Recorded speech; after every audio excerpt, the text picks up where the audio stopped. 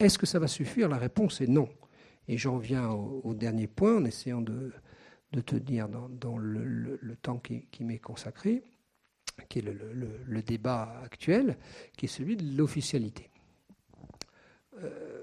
Pourquoi ça ne suffit pas?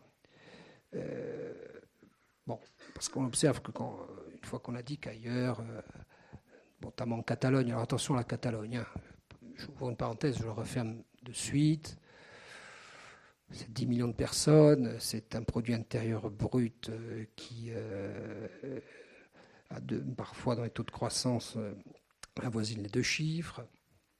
C'est une tradition d'autonomie ancrée dans l'histoire. C'est 7 millions de locuteurs, dont 66% de mémoire, c'est-à-dire les 2 tiers, le reçoivent comme une langue maternelle. Donc toutes choses ne sont pas comparables par ailleurs. Hein, et donc une officialité. Et puis les derniers événements en date que vous avez peut-être suivis dimanche dernier, avec cette volonté d'accès à l'indépendance.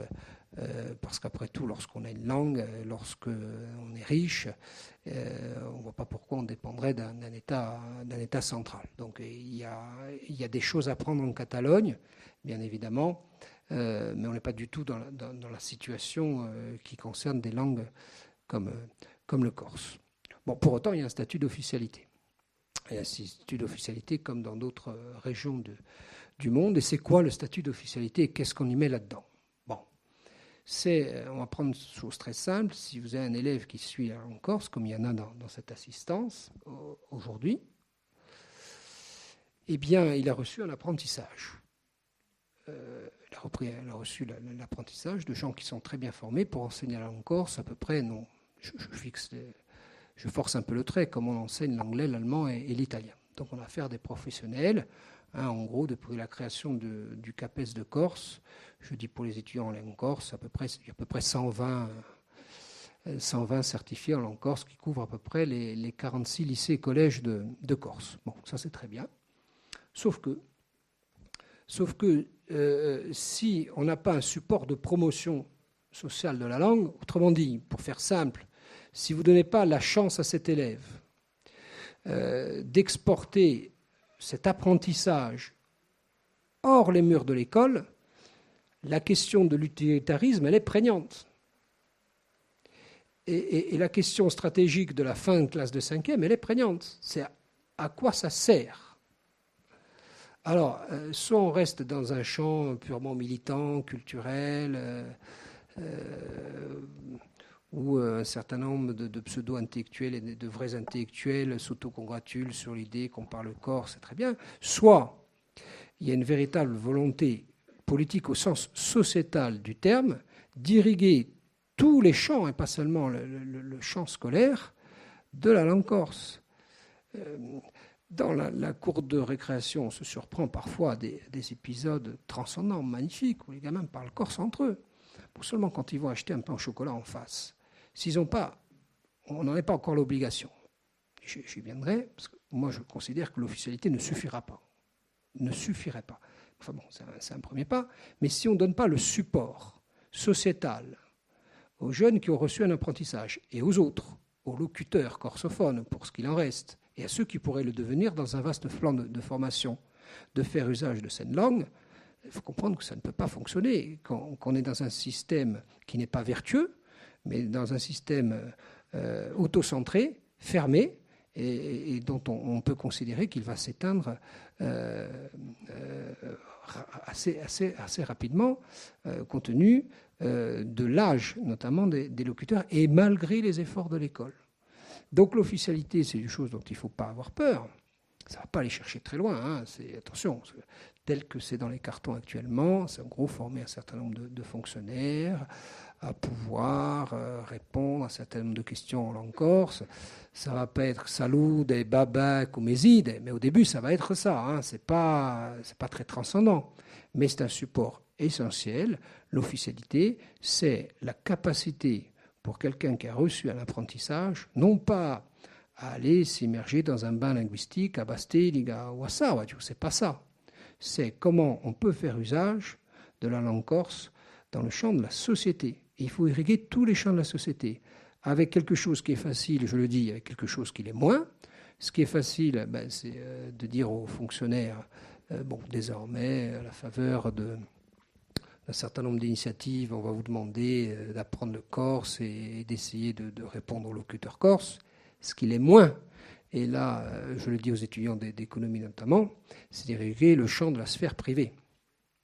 Alors, il faut s'inspirer de ce qui se passe, notamment dans certains PU. Moi, à l'époque, lorsque je siégeais à l'Assemblée de Corse, mon idée était autour d'une charte d'essayer de convaincre les chambres de commerce d'être très incitatifs, notamment avec tout ce qui regroupe l'hôtellerie et la restauration, l'histoire du bilinguisme spontané dans toutes les structures d'accueil. Bon, ça ne s'est pas fait, ça va se faire avec le temps, mais moi je vois un danger fort, c'est que la sphère privée ne s'empare pas de ce problème. Et l'obligation ne suffira pas. Et je veux conclure là-dessus, parce que dans l'obligation, il y a contrainte. Et la véritable interrogation, et là je m'adresse aux scientifiques, c'est comment on crée du désir de Corse. Comment on crée du désir de langue corse. C'est comment on crée les conditions pour que les jeunes et les moins jeunes aient envie de parler corse. Ça, c'est une énigme, parce que dans tout ce que je vous ai raconté, que vous pouvez retrouver, dans cette bibliographie, il y a 3 livres à lire, si vous voulez, à peu près. C'est présomptueux ce que je vous dis. Il y a 3 ouvrages qui, à mon avis, doivent figurer dans les bibliothèques de celles et ceux qui s'intéressent à ce sujet. Alors, ils sont là, ils m'excuseront. Il y a d'abord le papier d'identité de Jacques Thiers. Il y a, pour savoir comment, je crois que Pascal est là aussi, moi qui nous ai quittés, Pascal Octave, le bilinguisme dans l'école de la République. Et puis, il y a tous les ouvrages, toute la bibliographie de Claude Agege, mais un livre qui est très facile d'accès, qui couvre à peu près tous les champs, c'est Halte à la mort des langues de Claude Agege. Mais dans aucun de ces ouvrages, je n'ai pu trouver, parce que ce sont des grands scientifiques, tous 3, mais une question qui reste prégnante pour moi, c'est tout ce qui relève de l'irrationnel. Parce que tout ce que je vous ai raconté, c'est rationnel, c'est chiffré, il y a eu des progressions, il y a eu des échecs. Mais la question du désir de Corse reste prégnante. Et ça tient, je crois, à une alchimie très complexe qui mêle à la fois le rôle de la puissance publique, qui doit être à l'avant-garde, parce que le politique, c'est le chef d'orchestre de la vie en société. S'il n'y a pas une décision politique, dont je crains, je dois le dire, je le dis très tranquillement, qu'elle soit mal engagée. Pourquoi ? Parce qu'en ce moment, on met dans le même pack les évolutions institutionnelles et problématiques de la langue. Moi, je le dis aux intéressés. Et si je siégeais aujourd'hui à l'Assemblée de Corse, je ne serais pas d'accord sur la méthode. Je pense qu'on a intérêt à dissocier la problématique de la langue, qui aujourd'hui fait consensus, d'autres problématiques qui, elles, se heurtent à des dissensus forts. L'évolution institutionnelle, je ne suis pas sûr que les gens aient compris d'ailleurs et qu'ils en veulent. La langue, je crois que aujourd'hui, ça fait l'objet d'un consensus. Donc mettre les deux dans le même emballage, à mon avis, c'est un danger. Je voudrais conclure sur une note d'espoir en disant que les langues mortes, comme je disais en préambule, n'existent pas tout à fait. C'était le cas de l'hébreu, qui s'est éteint au IIIe siècle, qui a été réactivé. Bon, il y a toujours, ce serait trop long, et j'aurais une tendance à donner dans le romanesque sur les histoires, mais je vous invite à suivre l'histoire de Ben Yehuda, de cet homme formidable qui a su réactiver une langue qu'on considérait comme morte. Et puis, je vous invite à aller vous renseigner sur ce qui s'est passé au Paraguay et la langue du Guarani. La langue du Guarani, c'est quoi ? Bon, les colons arrivent, Christophe Colomb et compagnie, là, au XVIe, XVe, XVIe siècle, les grandes découvertes, ils déboulent dans ce pays, et puis voilà, il y a des Indiens plein les contrées. Puis ils découvrent cette langue. Bon, puis ils ont compris que de toute façon, c'était un relief inaccessible. C'était infesté de vipères. Bon, ils ont tout de suite compris qu'il valait mieux parler la langue vernaculaire. Ils s'y sont mis.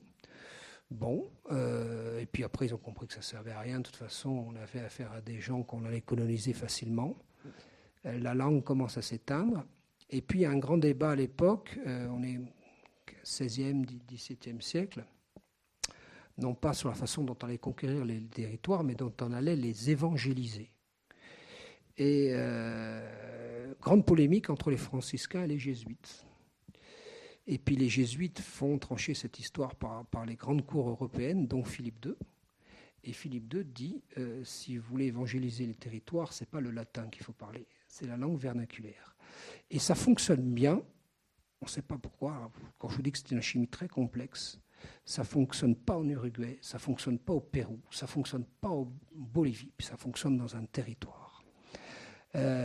Où, alors évidemment, l'évangélisation, ça ouvre le champ de l'écriture, c'est-à-dire les strates hautes, strates prestigieuses de la langue. La langue replonge avec la révolution industrielle, parce que là, la mondialisation précoce, les prémices de la mondialisation font leur œuvre. En gros, ces langues, ça ne sert à rien. Ce qu'il faut, c'est parler l'espagnol dans les pays du Sud. La langue est mise en sommeil. Et depuis 1892, à la faveur d'un article dans la Constitution, eh bien, le guarani au Paraguay est renaissant. Ça veut dire qu'une langue n'est jamais tout à fait morte, et il faut garder ça à l'esprit lorsque des acteurs plus ou moins bien inspirés vont vous expliquer que de toute façon c'est un processus irréparable, imparable, qu'il y a quelque chose qui est de l'ordre du darwinien et qu'on ne pourra jamais sauver cette langue. Une langue n'est jamais tout à fait morte, et j'espère à travers mes quelques propos vous avoir convaincu qu'il existe des outils, qu'il existe des leviers pour essayer de la sauvegarder. Voilà.